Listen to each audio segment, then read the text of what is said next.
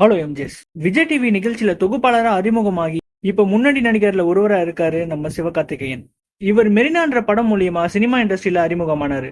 அதுக்கப்புறமா நிறைய ஹிட் படங்கள் கொடுத்து தனக்கென ஒரு ரசிகர் பட்டாளத்தையே சேர்த்து வச்சிருக்காரு.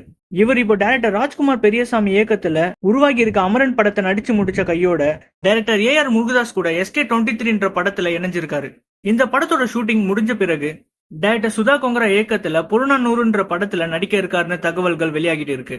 மேலும் இந்த படத்துல சிவகார்த்திகேயனுக்கு ஜோடியா நடிகை ஸ்ரீலீலா நடிக்க இருக்காங்களாம். இந்த படத்தோட வில்லனா லோகேஷ் கனராஜ் நடிக்க இருக்காருன்னு சொல்லப்படுது.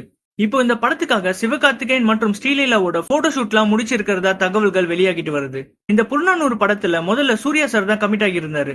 ஆனா சூர்யா சாரோட கால்ஷீட் பிரச்சனையால இந்த படத்துல இருந்து சூர்யா சார் விலகி இருக்காரு.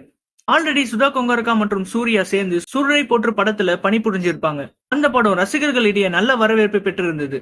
சரி, ஓகே கைஸ், இந்த வீடியோ உங்களுக்கு பிடிச்சிருந்தா லைக் மற்றும் சப்ஸ்கிரைப் பண்ணிடுங்க. இன்னொரு இன்ட்ரெஸ்டிங்கான வீடியோல உங்களை சந்திக்கிறேன். நன்றி, வணக்கம். நீங்க இன்னும் இங்க தான் இருக்கீங்களா?